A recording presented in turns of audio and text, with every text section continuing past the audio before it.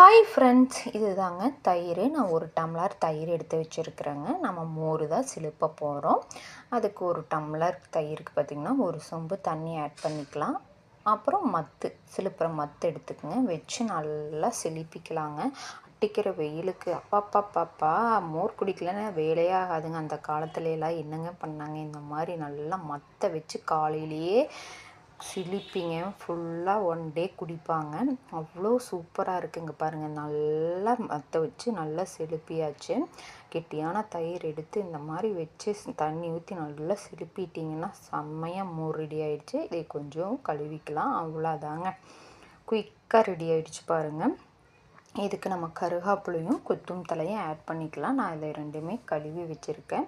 ஒரு கொத்து கருகாப்பில் ஆட் பண்ணிக்கலாம். ஏன்னா அப்போ தான் நல்லா மணமாகவும் இருக்கும். மோரும் பார்த்திங்கன்னா ரொம்ப புளிக்காது. காலையில் ஏர்லி மார்னிங்கே நேரத்தில் இந்த மாதிரி சிலிப்பி வச்சுட்டு குடிச்சிக்கலாம். ஃபுல்லாக செம்மையாக இருக்கும். ஒரு கொத்து பார்த்திங்கன்னா கொத்தும் தலையும் ஆட் பண்ணிக்கோங்க. அவ்வளோதாங்க, சூப்பராக சிம்பிளாக குயிக்காக ரெடி ஆகிடுச்சு பாருங்கள். இதுக்கு தேவையான சால்ட் ஆட் பண்ணிக்கலாங்க. அவ்வளோதாங்க, வேறு எதுவுமே தேவையில்லைங்க. பச்சை மிளகாய், இஞ்சி எதுவுமே வேண்டியதில்லை. சிம்பிளாக இது மட்டும் இருந்தால் போதுங்க. டெய்லி குடிக்கிறதுக்கு இது தாங்க பெஸ்ட்டு.